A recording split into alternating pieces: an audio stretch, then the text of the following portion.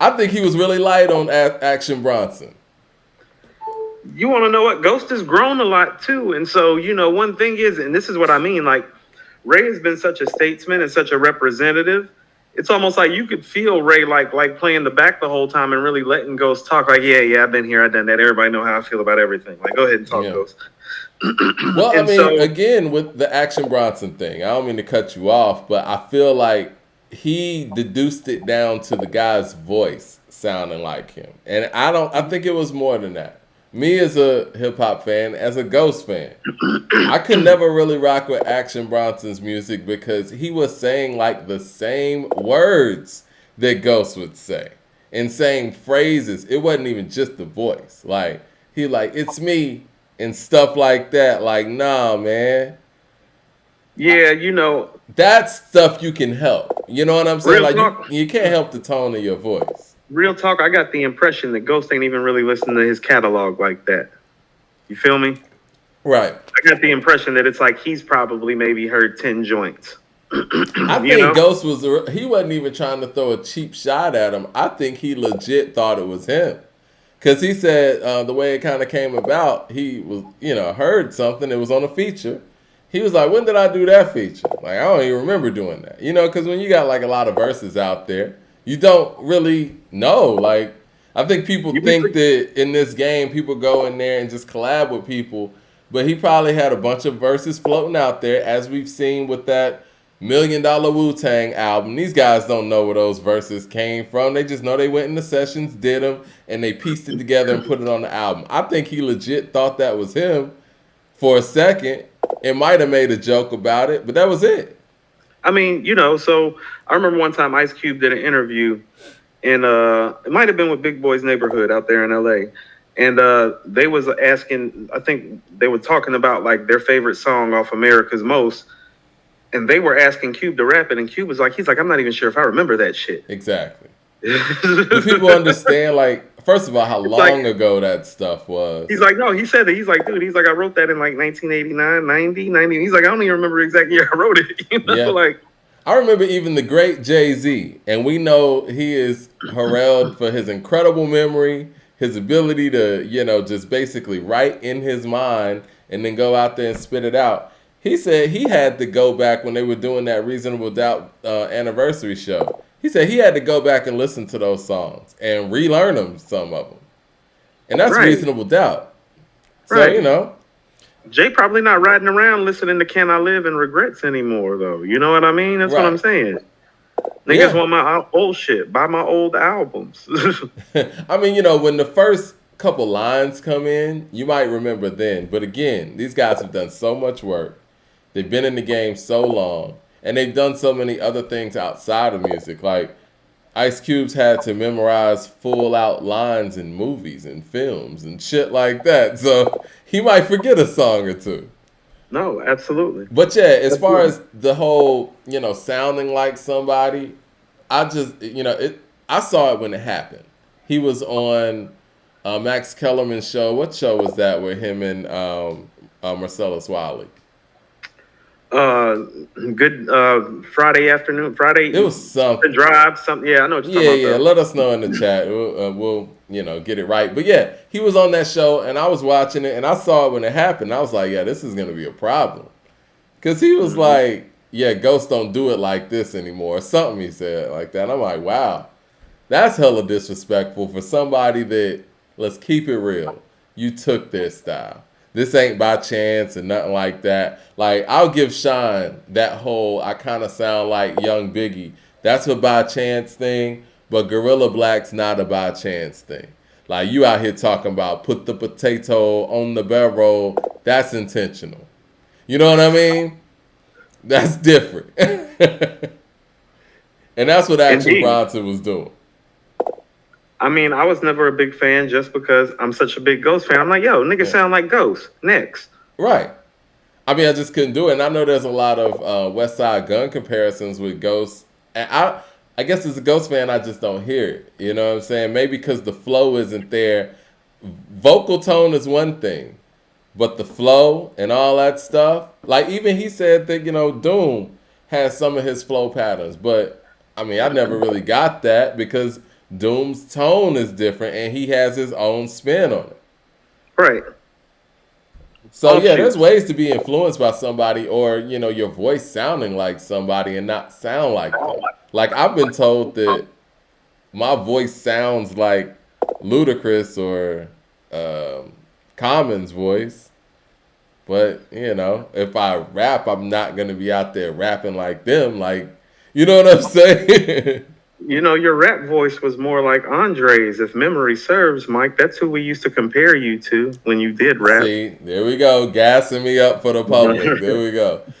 No, I'm just telling you, you know how we used to talk. I mean, we all used to talk about each other when we heard each other's shit. You know what I'm saying? Be like, Right. yo, we used to be like, yo, they sound like Young Cass. Yeah. Be like, Mike be sounding like Dre sometime. I think that Yeah. worked against us at the time. Time. Yeah, it's just Yeah. time, man. But I wasn't gonna come out there like, "Welcome to Atlanta, jacking hammers and bows, back to the back of them, jacking the clothes, adolescents packing the phone." It's like when your voice already sounds similar to somebody, don't be saying the same words they say.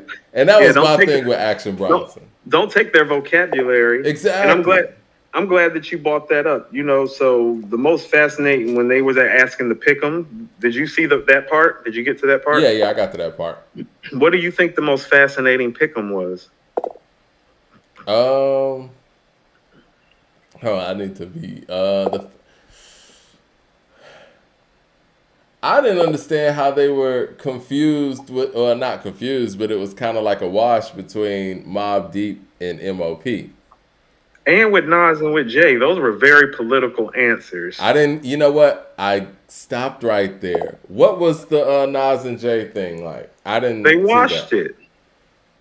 Oh, come on. Right. But hold on, but Mike, during the whole, this is what I mean. I'm like, what are y'all doing? The whole interview, and this is something. I mean, this is fascinating for somebody that's that's never been there and really doesn't know like how it works jumping from borough to borough. He's like, yeah, you can get to Queens in 20 minutes from Staten Island. I'm like, that's crazy. That makes the Nas thing make sense because they're talking about Nas like halftime Nas, live at the barbecue Nas, as in that's how long they've known that guy, and they're talking about 6 songs that they heard. They was like they had heard some shit, but then they had heard the tape with like 6 songs on it, which I'm pretty certain was probably the first like bootleg version of the Illmatic, most likely. You know what I'm saying? Mm-hmm. And so for them to revere him like that, know him personally, they even talk about how like when they was bringing Nas around the Clan for the first time, it wasn't all gravy because niggas was like, that's Ray and Ghost dude. You know what I'm saying? Like knowing that that's Nas and still being that way, that's just that's just how street shit goes sometimes. And so for them to have these relationships, these stories, for them to say Illmatic's better than Ready to Die, and then get to the Nas and Jay thing and be like, oh, that's a wash, and then Ghost gets into this whole story where he's talking about how he used to call Jay his boss because Jay used to run Def Jam, obviously, when Ghost was there and put out Fish Scale and a couple other projects. And I'm like, man, he didn't ask y'all all that. That was the only time that I was kind of like, he didn't ask you about like, when Jay was your boss, he asked you Jay or Nas, and we talking some MC shit. So what he talking about bringing up when Jay running Def Jam? Listen. And this is from a dude that you and I love, Mike. Like we love Ghost. Like we don't just think it's fair to say we don't just like Ghost, Mike. We love Ghost. And I was disappointed when he did that. That is disappointing. It was another part as a fan, and I'm going to get back to that. But I was just talking to my guy, Damaris, man. Shout out to Damaris in Chicago. And, we kind of linked. Man, I met Damaris when I was like 18 or whatever. We linked because we were Ghostface fans, right? And I feel like when you meet a Ghostface fan, it's like you instantly are friends. Like, it's crazy. Like, because... Like, you love Ghost? Exactly, because we all hear this vocabulary and we're trying to decipher it. And me and Damaris were talking about this point in the interview when he was like, basically telling us a lot of that stuff didn't mean anything. And It's like, no, nigga, it meant something to us. No. See, but here's what he was saying. So I want to go to something right quick because you're bringing up how Ghost is putting words together on clientele, right? Mm-hmm. So the most fascinating pick'em to me was actually the Genius versus Dex. I was going to go there. I saw that, yeah. Because they were stuck. Sincerely stuck. I think they were trying to be political again. I think they knew Just like we know that listen, as fans, we know Nas is their pick. We know GZA is their pick. But they didn't Right. want to shit on Deck. They wanted to give Deck his props as he's well deserved. Because he Right, is one because of the best starters of records ever. might be the best. Like Yeah. that was a very telling point. But and you're right. I think they gave Deck his flowers because here's the thing, Mike. If you want to give the GZA some flowers, go put Liquid Swords on. Exactly. There's because even outside of all the mythical stories they have about GZA and everything he means to the clan, he has Right. Liquid Swords. So Yes, even Liquid if that Swords. wasn't even in existence, Liquid Swords alone, Deck can't compete with that. And Mike, very few lyricists can compete with Liquid Swords, Mike. Yeah, like, what it's I a got better, from this it's a better too, lyrical effort than Capital Punishment by Big Pun. That's how good Liquid Swords is. I agree. What I kind of got from this, and I was like, you know what? I want to see this. And since we put stuff in the atmosphere, and a lot of times it happens, I would love to see a GZA documentary. Like, just GZA. Because he's kind of like, brother. and I know that, they're doing the Hulu series, and I think that's cool. Biopics are cool. I like documentaries more. Me too. But yes, I would like to see a documentary on the GZA because everything revolves around him. Everything. It does. Like Mike, when they were talking about him, like that's how everybody talked about like Rakim in '88. Exactly. And You know what I'm they saying? were talking about the fact that this guy is as good as Kane in these guys, and I know No. it, and I Mike, know him. Mike, what did I tell you? I told you lyrically, from a top-notch lyricist, the only people lyrically that could create something as an intelligent and as dense as Liquid Swords is Rakim and Nas, Mike, as in literally nobody else is going to give you a project that lyrically dense and entertaining and still classic as a lyricist, except for those two guys. So that's where he is as a lyricist. I mean, even when Ray said, this man's rapping about animals. Animals. And, He's like, you can't fuck with a nigga that raps about animals. And then I thought about it, and he's like, and I'm thinking to myself, you're right. How many veganism. guys?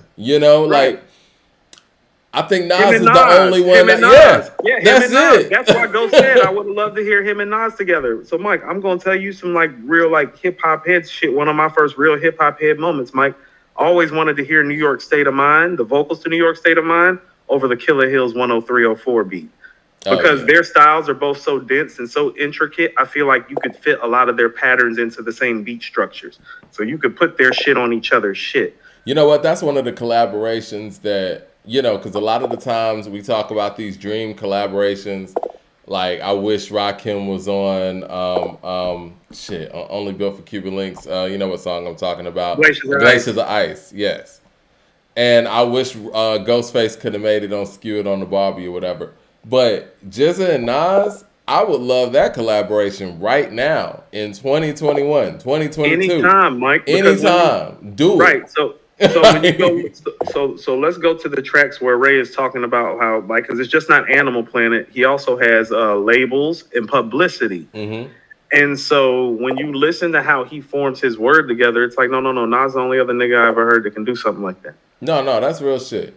And it's real the only shit. thing so that's where he is. So when you're doing stuff, he's not as flashy as most of the lyricists that we hold high. But if we talk about bar for bar, he's not as flashy as Rakim either, Mike. But that's what I'm saying. When you talking about a guy that can literally only do things that Nas can do on the mic, what does that say about him?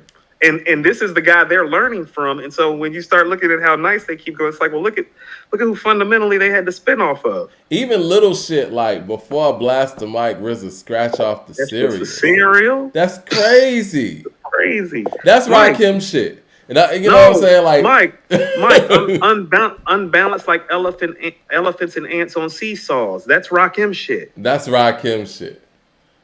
Two advance digi stands made the CD enhance. I move with the speed and strength of ants.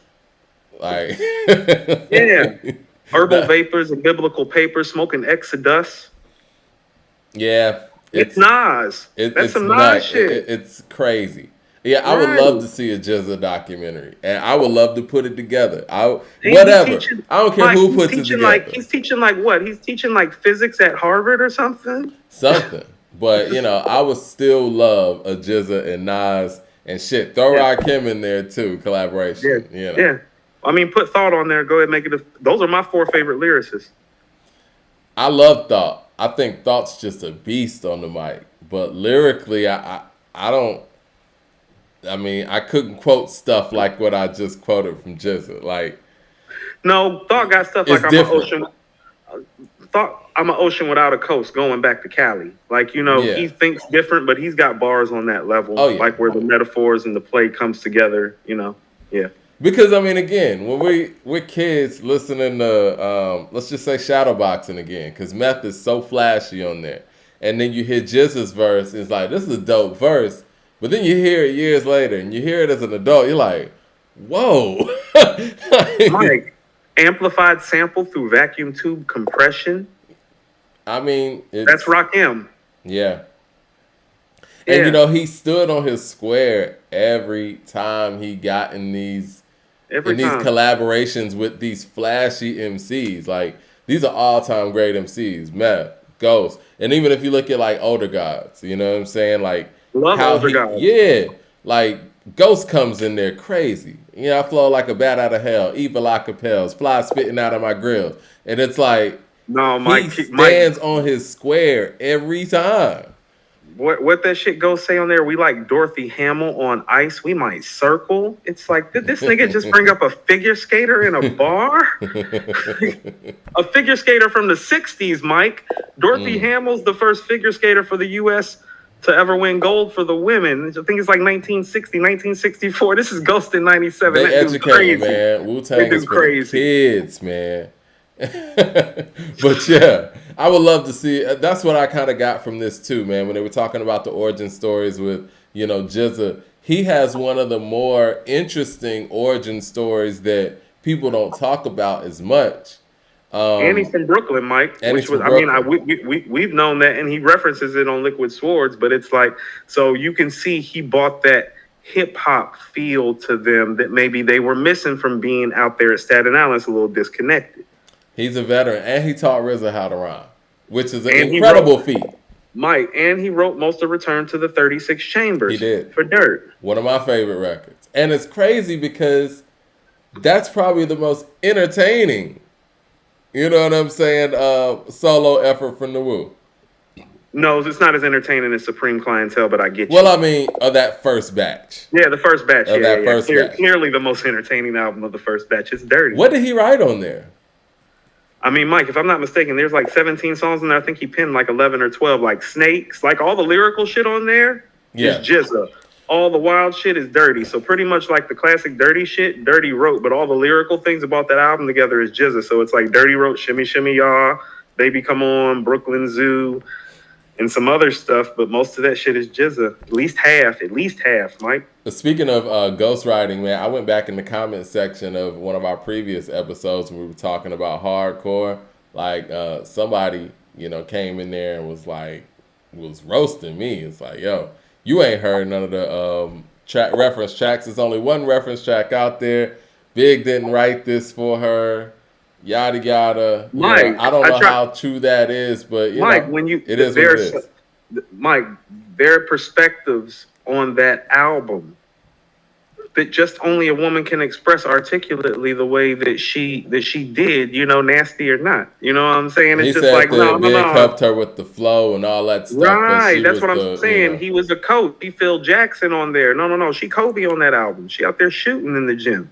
That's impressive on both of their, their levels. But I will say this, and I think they said this in the comment too. I think Kim's career is proven after Big's, passing or murder, that she did have a lot to do with it. That's the proof. Yeah? Yeah, that's the proof. No. Because it wasn't like she fell off a cliff. Yeah. No. I mean, Mike, she had bangers, all the way up to La Bella Mafia. I told you, I like the Notorious K.I.M. because it's the proof that she was a dope-ass MC, no Biggie involved. I bought the album, actually. I did too, Mike. It's a dope album, too. I like La Bella Mafia, too. She had some joints on there, like the song with Styles P. Get in touch with us. Yeah. I like the production on La Bella Mafia better. I like Kim better on Notorious K.I.M. Even the Hold On joint with Mary J. Blige, there's stuff on there. It's like, no, that's Kim. Fuck that. You niggas don't deserve to rap. I'm back. And I'm about to murder cats. Yeah, that was